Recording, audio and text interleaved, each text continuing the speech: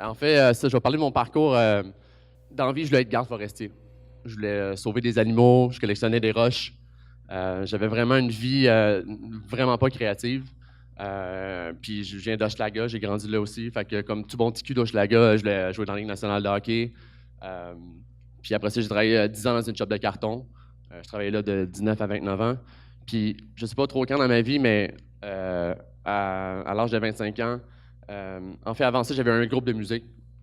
Puis à l'âge de 25 ans, qu'est-ce que je me suis rendu compte, c'est que j'étais rendu que j'étais plus le gars qui faisait de la musique, j'étais rendu le gars qui faisait des photos des bands. C'est toujours un truc qui m'a fait triper. Puis en fait, pour ma recherche, là, je suis allé chez mes parents, là, je suis vraiment deep. Là, je suis chez mes parents voir des vieilles photos de moi dans le temps que j'étais dans des bands. Puis j'ai remarqué que qu'est-ce qu'il y avait dans le garage où est-ce qu'on jouait, puis c'était plein de photos. Puis je pense que je tripais plus sur ça, sur la photographie. Puis en fait, au milieu de 2005, j'ai acheté la première caméra numérique. J'ai un ami qui rentrait à l'UQAM en design graphique, comme peut-être beaucoup d'entre vous ici. Il faisait des fausses pochettes pour ses projets. Moi, je faisais genre des fausses photos de band. Puis c'est la mode un peu Radiohead, là, genre. Fait que on faisait des photos genre urbaines de paysages. Puis je m'en rendais pas compte, mais le monde appréciait ce que je faisais. Puis après ça, je traînais dans des soirées, je prenais des photos des gens dans les soirées, un peu les soirées Sharp à l'os, là, avec base et tout. Puis j'ai remarqué tout le temps que je prenais jamais des photos vraiment de la soirée, mais des gens. Puis après ça, ben, Nightlife m'a appelé, après ça, Voir m'a appelé, puis bon, le cheminement d'un photographe typique de Montréal.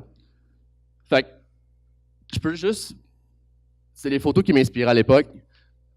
C'est des photos c'est des bands que j'ai beaucoup écoutées, puis on dit tout le temps que les bands de notre jeunesse, c'est les bands qui vont nous marquer à vie. Ben moi, ma jeunesse, c'était ça. Bon, Nirvana, Oasis, Joy Division. J'aimais bien ce côté-là raw de la photo. J'ai toujours trippé sur le noir et blanc. Puis, je sais pas, sans le vouloir, vu que j'avais pas étudié en photo, puis que mon travail de photographe, c'était beaucoup essai-erreur, ben souvent, je me retrouvais à mal contrôler mon éclairage, puis je le regrettais, ben je me disais, j'aurais dû avoir une base, mais après ça, les gens parlaient de moi, puis disaient, Jimmy, il a un style raw, il a un style un peu effortless, c'est un gars qui réussit à capturer un moment, le bon moment, puis là, je me disais, ouais, mais tu sais, capturer un moment comme tout, c'est la job de tout bon photographe, capturer un moment, tu sais. Fait que là, après ça, j'ai continué mon petit bonhomme de chemin. Et puis, j'ai commencé à un peu emmener ce style-là que j'aimais en photographie commerciale. Donc, début de mon travail, je dirais environ 2008, j'étais chanceux. J'ai tout de suite trouvé une bonne gang qui me s'est affilié avec les gens de 288. C'est une boîte qui fait du design et des sites web à Montréal. Donc, j'étais un petit whiz quand même. À chaque fois que les clients sortaient de la salle de conférence, ils disaient, ben ça, c'est Jimmy qui est capable de faire des photos. Ben, je ramassais pas mal tous leurs mandats. Ça, c'est un mandat que j'avais fait pour le restaurant Les Chiens Fumants. Justement, ça montre bien mon travail à l'époque, en fait, parce que je vais parler de mon travail de photographe en deux phases. Il y a eu ma phase quand j'étais simplement photographe, puis il y a eu la phase photographe quand je suis devenu réalisateur. Ça a vraiment amené un autre vibe un peu à ma photo. Je vais vous expliquer ça plus tard. Mais c'est ça. Fait que tu vois, des fois l'ouverture était pas bonne, c'était flou, mais en même temps, c'était un peu ça ma signature. C'était des images qui bougeaient. Quand les gens parlaient de capturer des moments, mais c'était un peu ça. J'ai réussi à capturer des moments pour des clients, en fait. Une autre chose aussi, à partir de ces années-là, j'ai commencé à faire beaucoup de portraits, j'ai commencé à faire de la mode, j'ai commencé à faire des artistes. Et puis, mon agent à cette époque-là, ben, j'étais chanceux, j'ai déjà eu quelqu'un qui m'a fait confiance puis qui m'a embarqué dans une agence, me disait c'est cool, qu'est-ce que tu fais, tu sais, mais il manque un genre de sparks dans tes photos. Puis c'est vrai qu'à cette époque-là, je trouvais que je cadrais bien, ma lumière était belle, je réussissais à prendre des bonnes photos, mais il manquait ce genre de truc-là qui fait que ça t'amène comme ailleurs. Je vais prendre une gorgée d'eau, ben j'ai plus de salive.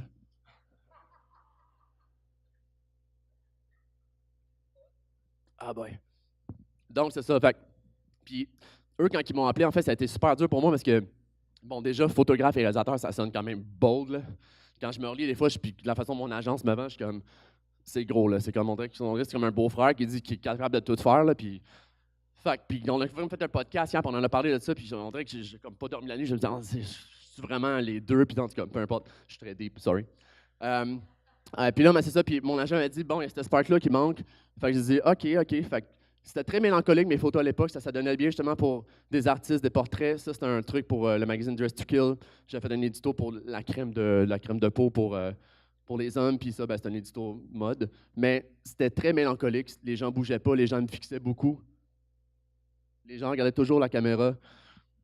Donc, je trouvais qu'il me manquait de quoi. Puis je me disais, ben, ce Sparks-là qui manque, à un moment donné, il va falloir que je le trouve. Il va falloir que j'amène ma game ailleurs, je peux dire, puis Instagram, puis Internet, on sait comment c'est, on se réveille le matin, on a un feed, puis tu penses tellement de shit, mais là, finalement, tu regardes les affaires des fois ailleurs, tu fais comme, OK, il y a du gros talent qui se fait, puis plus tu vieillis aussi, plus tu te fais pousser dans le cul, fait qu'à un moment donné, il faut t'allumer, puis il faut t'amener ta game ailleurs. Ça, c'était justement, quand je parlais tantôt, le rock, puis Sarah l'a dit aussi, j'étais un gars... j'étais un gars un peu genre vieille école, là. Je trippe tout le temps encore sur les mêmes bands que quand j'étais jeune, puis blabla. Mais tu sais, je me souviens de la musique quand je fais des shoots, puis on dirait que je m'inspire beaucoup de photographies de bands. J'ai plein de livres chez nous, des Rolling Stones, blabla. Puis cet édito-là, justement, ben, on voulait recréer un genre de faux band. Puis c'est un édito qui a été dans le Dress to Kill. Puis je me souviens que c'était un de mes premiers, puis il m'avait dit ah, tu sais, t'as 8 pages à faire. Puis je suis comme, OK, 8 pages, OK, ben, tu sais, je vais le remplir, le 8 pages, mais finalement, tu te rends compte qu'il y a 8 bonnes photos dans une journée. Tu sais, en tout cas, je me souviens, c'était très tough. Mais ça donnait ça. Encore là, les gens très, très mélancoliques qui ne bougent pas trop. Ben, j'aime ça, là. J'aimais ça que ça ne bougeait pas, là. Mais, tu sais. Puis, ouais, ça, dans mon travail, bon, j'adore le noir et blanc. C'est une affaire qui me suit depuis le début de ma carrière. Puis, je me suis comme un peu tanné dernièrement. Puis, j'essaie d'emmener ça. Vous allez voir plus tard aussi, j'essaie de me tasser de ça. Parce que les gens m'appelaient juste pour ça. Mais à un moment donné, j'étais juste stock avec ça. Puis, je trouvais ça comme un peu plate de manquer des mandats. Et aussi, dans mon travail, j'essaie toujours de. Même quand j'ai fait en couleur, j'essaie de ne pas suivre les tendances du moment. Je ne suis pas un gars qui aime ça, tant que ça, s'inspirer de ce qui est hot et la tendance du moment, parce que j'ai jamais voulu l'être dans ma vie, cette tendance-là du moment. Puis dans mes photos aussi, fait que quand j'ai une approche pour un shoot ou pour une pub télé, j'essaie d'être le plus timeless possible. Donc c'est un peu la même chose aussi dans les stylings et les éclairages que je peux faire. C'est quand même assez genre 60s, 70s. OK, ça. Ça, c'est Dumas. Le premier gros projet que j'ai fait, en fait, je me suis rendu compte que je commençais à tomber dans un genre de spirale où est-ce que je faisais juste de la pub, où est-ce qu'à un moment donné, je commençais à m'oublier, puis où est-ce que j'appelle ça garder le feu allumé en dedans. On dirait que je l'avais plus, cette affaire-là. Puis les gens commençaient à m'appeler justement juste pour des photos en noir et blanc, puis j'étais comme trop confortable dans mes pantoufles, puis j'étais comme, OK, faut que je prenne un break, faut que je fasse de quoi. Puis là, ça m'est revenu, je me suis dit, ben, tu sais, moi, j'ai toujours voulu être dans un band, puis genre être une rockstar. Puis, bon, je suis un petit peu avec mon travail, là, mais. Non, mais. Puis, je me suis dit, ben, qu'est-ce que je pourrais faire? Fait que mon but, c'est je me dis, ben, je vais écrire à des bands que j'admire, puis je vais les suivre en tournée. J'ai écrit à beaucoup de bands au début, mais tu sais, ces bands-là, tu les approches, puis souvent, ils ne te connaissent pas, puis ils sont comme, hey, un photographe qui va nous suivre, il pense que c'est des coups, puis blablabla. Puis j'aurais fait pourtant un beau document qui expliquait tout qu'est-ce que ça a engendré, en fait, comme démarche, puis workflow. Mais, bon, les premiers bands que j'ai écrits, ça n'a pas marché. J'ai parti après ça pendant 2 ans. Je ne suis pas parti 2 ans cet été, mais j'ai suivi le groupe punk montréalais de St. Catharines. En fait, c'est une super belle histoire parce que le band m'ont appelé. Je venais de leur écrire, puis en fait, ça donne même parce qu'on fait un dernier album, puis on sait que le 12 avril, mettons, 2012, c'est notre dernier show. Fait que le petit, dans le fond, le timer est parti. Fait que pendant 2 ans, je les ai suivis, puis on a comme un peu archivé ça, leur genre de mort de band, en fait, mais c'était super beau. J'ai un documentaire qui va sortir là-dessus bientôt aussi. Puis, ben justement, j'aimais ça, ce fil-là, j'aimais ça, le fait d'être comme backstage. Je me souviens, je l'ai fait avec Dumas, je l'ai fait avec Jean Leloup, je l'ai fait cette année avec Heat. À chaque année, je pars avec un band. Puis c'est fou c'est un peu selfish ce que je dis, mais tu sais, tu suis le band, puis tu profites d'un peu de tout ce qui est du band. J'enlève les affaires gratis, puis tout ce que le rockstar peut. Tout ce que le rockstar stardom peut t'emmener. Puis là, finalement, tu es comme sur les marches du stage, puis tu as comme le feeling, puis finalement, non, tu es juste le gars qui reste là. Fait que c'est comme un peu un coup d'interrompu. Pour vrai, c'est comme ça à chaque fois c'est comme ça un peu à chaque fois qui me turn on quand je pars avec des bands, parce que ben, je trouve ça beau de pour le band de pouvoir comme archiver leur carrière comme ça, puis moi, comme je dis, ben, ça garde mes projets personnels aussi. Puis un autre truc en rapport avec toutes ces tournées-là que je fais, c'est qu'à chaque fois que je suis parti, j'ai jamais pensé il y a peut-être des gens qui vont m'appeler puis je vais manquer des contrats. Au contraire, à chaque fois que je suis parti puis j'ai fait ça, le téléphone a continué de sonner puis il a continué de sonner encore plus fort parce que je rentrais dans des PPM, là, des pre-production meetings, puis mettons, je faisais des photos pour le casino, puis j'ai remarqué que le DA, mais il était comme, ah, on a une campagne pour le casino, mais j'ai vu tes photos de Leloup, j'ai genre pensé à toi, man. Puis, tu sais, j'ai remarqué qu'en fait, un créatif, ça veut travailler avec des gens créatifs. C'est super cheesy de dire ça de même, mais il ne faut pas s'oublier qu'à un moment donné, quand on est quelqu'un de créatif, il faut faire vraiment des projets personnels, il faut sortir de ses pantoufles, il faut prendre des risques. Puis ces risques-là, je les ai pris justement en approchant des gens. Puis je me souviens que pour les photos de Jean Leloup, ça n'a pas été facile parce que Jean, c'est quelqu'un qui est super tourmenté. Puis j'avais promis à son gérant, Elie Bissonnette, je suis comme non, ça va tout le temps être des photos un peu voyeurs dans sa vie. Jamais je vais aller le voir pour lui demander de poser. Puis ces affaires-là, je les ai toujours faites gratuitement, c'est sûr. Mais ça m'a toujours rapporté par après des mandats parce que, comme je disais, les gens sont intéressés à travailler avec des gens qui prennent des risques. Puis souvent, dans nos portfolios, on veut pas prendre de risques. On se dit, OK, je veux shooter du McDonald's. Fait qu'il faut que j'aille du McDonald's à mon portfolio. Mais moi, j'ai jamais pensé comme ça. Je me suis tout le temps dit, mon portfolio, en fait, si vous allez voir mon portfolio, il n'y a pas tant de trucs commerciaux parce que justement, je me dis, les gens sont assez wise pour catcher, en fait, pour catcher la vibe puis catcher que ces photos-là avec le loup, ben, ça peut être aussi une campagne de Adidas, tu sais, façon de parler, là, mais fait que c'est comme ça que je vois mon travail. OK, deuxième phase. Ça, c'est la phase après que j'ai commencé à faire de la réalisation. Euh, pour parler de la réalisation puis de la photo, c'est ma blonde qui m'a sorti ça. Elle m'a dit, dans le fond, tu n'es pas un réalisateur ou un photographe, tu es un metteur en scène. Puis c'est un peu ça, je devrais pas marquer photographe et réalisateur, je devrais marquer plus metteur en scène parce que les gens, des fois, c'est un peu plate parce qu'ils voient mes photos puis c'est vraiment, mais c'est facile, qu'est-ce que tu fais? T'sais? Mais non, il y a un travail en arrière de ça, là, même si la photo a l'air super simple. Puis, je veux dire, il y a du travail qui s'est fait là-dedans, il y a du genre de d'un brief qui s'est fait. Et puis, ce travail-là, en fait, je trouvais qu'avant, en photographie, j'étais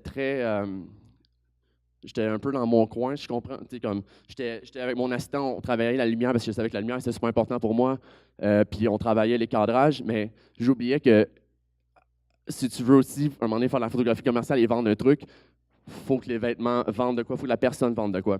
Et puis ça, je l'ai appris en réalisation parce qu'en réalisation, qu'est-ce qui arrive, c'est que c'est bien bon le meilleur comédien en face de la caméra. Si tu le diriges pas, il n'y a jamais rien qui va se passer. Puis souvent, c'est ça le problème. Des fois, je rencontre des étudiants à la fin de leurs études, puis je passe une journée avec les autres, puis je remarque qu'ils ne communiquent pas. Ça, c'est super important de communiquer. Fait qu'à ce temps, qu'est-ce que je fais? Puis ça, je l'ai appris de la réalisation. C'est que quand quelqu'un rentre dans le studio, quand il est avec la maquilleuse, tout de suite, je vais le voir, je montre des images, je le brief, tu vas bouger comme ça. Imagine, là, tu es en Californie, tu es un peu. Tu sais, genre, bon, je drop des affaires la même, là, mais puis, en fait, mes images ont commencé à parler. Puis c'est là que les gens ont commencé aussi à m'appeler pour des plus gros mandats. Parce que, en plus de mon éclairage puis de mon esthétique qui restait quand même la mienne, ben, tout d'un coup, on avait le goût d'être là, façon de parler, là, mais mettons qu'on regarde ces photos-là.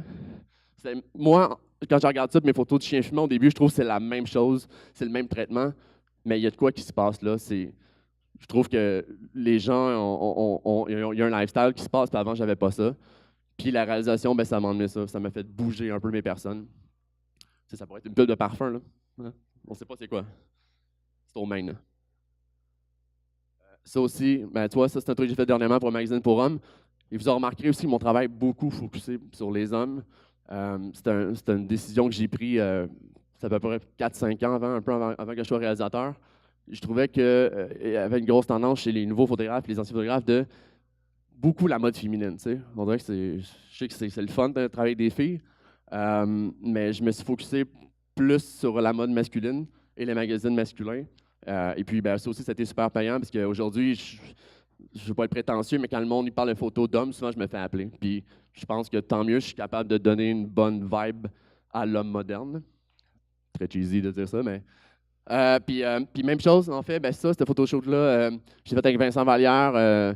Son gérant m'avait dit, tu vois, Vincent, c'est un gars côte de jeans, très groundé. Tu sais, je regardais ses photos sur Internet, puis je suis comme, tu sais, c'est pas top, là, tu sais.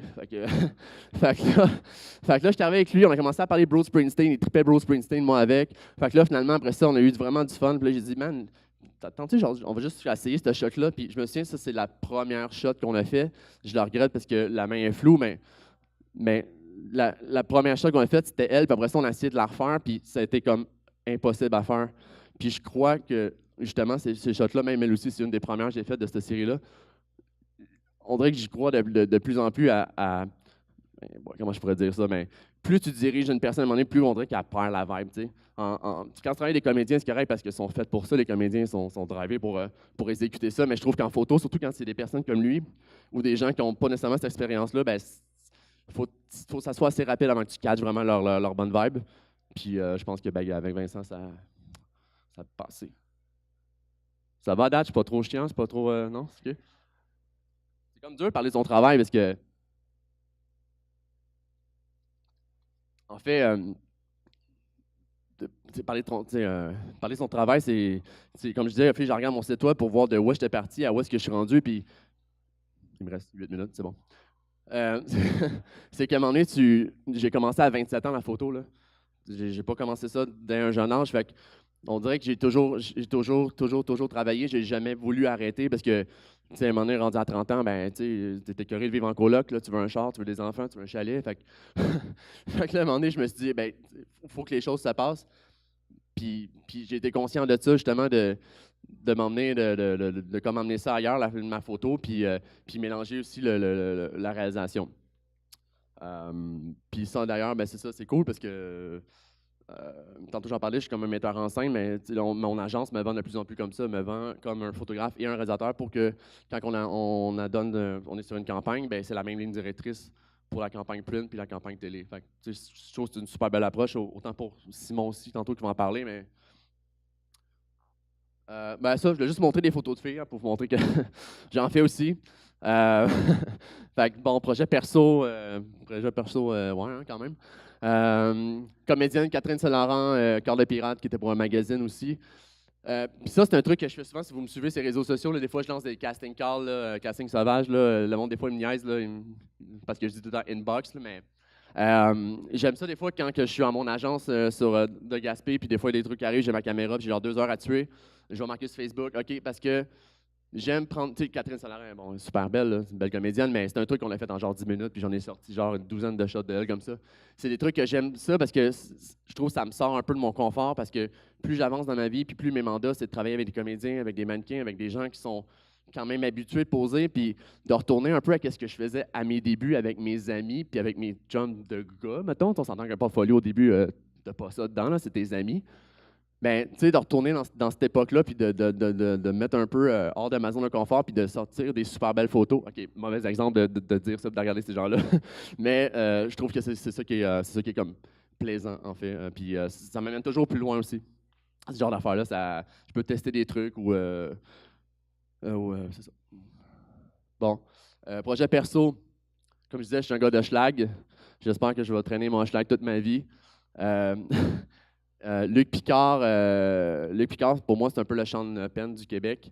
Je ne sais pas pourquoi j'associe Luc Picard à Schlag, là, supposément qu'il n'a jamais grandi là, là. Toute ma vie, je pensais que c'était ça. Mais, j'avais écrit à son agence, puis j'étais comme, je veux faire un truc avec Luc, puis je veux faire vraiment un truc genre déconnecté, tu sais, je veux pas faire un truc, encore là, je googlais ces images, j'étais comme fucking deep, ces enfants tout le temps, tu sais, avec la veste de cuir, puis tout, bon, il y a une veste de cuir. Mais, puis là, finalement, on est arrivé, moi, puis ma styliste, André Jade Elie, d'ailleurs, formidable styliste. Puis on a dit, on va sortir Luc de sa zone de confort. Puis ces photos-là, c'est vraiment un projet personnel, ça n'a jamais été publié, ça n'a jamais été nulle part. En fait, je l'ai envoyé à bien des places, mais je ne sais pas pourquoi le monde ne trippait pas Luc Picard. puis ben, c'est ça, puis c'était drôle avec Luc parce que encore là, ça a duré 2-3 heures, bien easy. Puis à chaque fois, il sortait de la cabine, puis il était comme, tabarnak, je comprends rien. Je comprends rien. Je comprends rien qu'est-ce qu'on fait, mais dit, genre, si je comprends rien, c'est bon signe, genre, je vous fais confiance.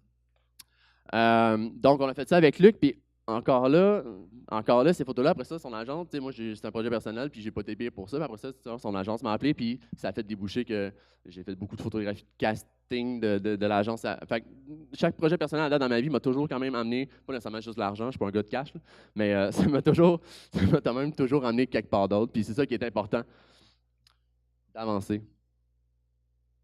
Encore là, d'autres photos d'hommes, là, en fait. Ça, c'est un truc pour la presse avec Guillaume Wagner.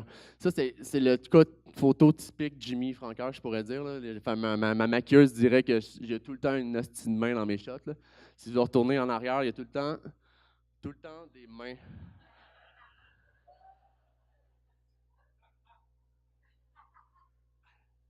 Mains qui se promènent quelque part. C'est ça. Ça ou un cup à café, mais là, une cup à café, j'en ai coupé. Donc, en gros, c'est ça, c'est mon travail de photographe. La réalisation, c'est arrivé un peu justement quand j'étais en tournée avec les Saint Catharines. Eux avaient eu une subvention, puis t'es comme, hey, tu sais, on a un genre de montant pour un vidéoclip, t'es-tu capable de faire ça? Je suis comme, ah, OK. Puis un bon réalisateur, en fait, c'est quelqu'un qui sait bien s'entourer, on se mentira pas, là. Fait que j'ai appelé un bon DOP que j'aimais, Gabriel Beautardif, lui aussi, il commençait un peu à cette époque-là. Appelé un bon monteur, puis j'ai commencé ma carrière de réalisateur. Puis mes vidéoclips à l'époque étaient, bon, noir et blanc, classique. Puis la façon, c'était comme éclairé. Après ça, quand j'ai fait le deuxième, je l'ai comme fait de la même façon. Troisième, puis après ça, je me suis adapté pour des trucs commerciaux, puis je les éclairé un peu de la même façon, puis j'ai réalisé de la même façon. Puis ça a réussi à donner un genre d'esthétique qui ressemblait mon travail photo en vidéo. Puis encore là, ben là, je me suis représenté comme réalisateur. Je suis chanceux en vie, je suis de même. Puis cette agence-là, tout de suite, a catché, elle a dit OK, il y a de quoi à faire justement avec les deux. On va vraiment te brander les deux affaires. Puis si vous êtes curieux, en fait, l'année passée, j'ai décidé d'arrêter de faire la photo parce que je voulais vraiment me concentrer sur la réalisation parce que ça fait juste 5 ans que j'en fais. Puis je trouvais que je voulais être genre une éponge. Là, je voulais vraiment tout prendre et apprendre beaucoup. Fait que c'était genre 70-30, mais de cette année, je dirais que c'est vraiment 50-50. Pas 50-50, plus genre 70-30 du côté. Non, 50-50. Ah, bah. Je fais les deux, en fait. Toutes les campagnes que je fais, là, toutes les campagnes que je fais cette année, la plupart du temps, c'est les deux que je réussis à avoir. Puis c'est ça, pour le côté de la photo. J'ai des vidéos à vous montrer si ça vous tente. Là. Juste vous montrer un peu comme que ça a l'air, qu'est-ce que je fais. Il me reste 2 minutes, ça dure 2 minutes, c'est parfait.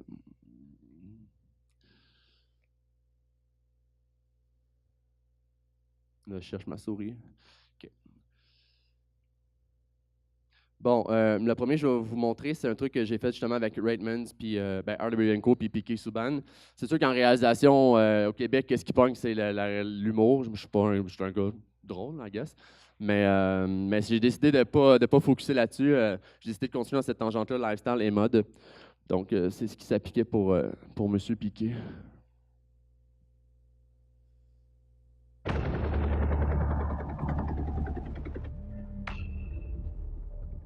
Subban. Okay, I'm coming.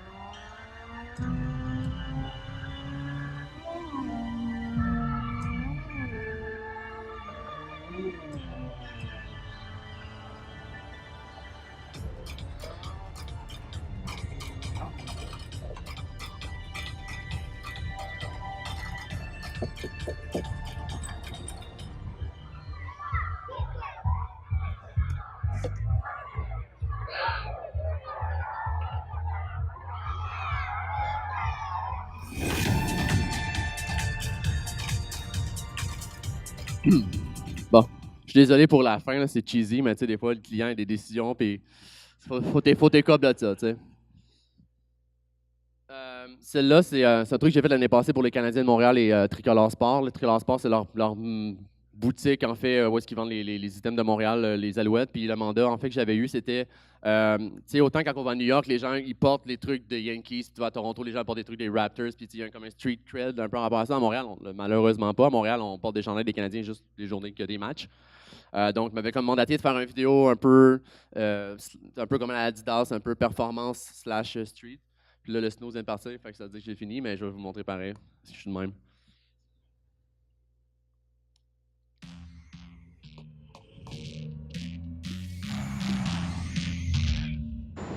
Je vais la remettre, il n'y a pas de son au début, là.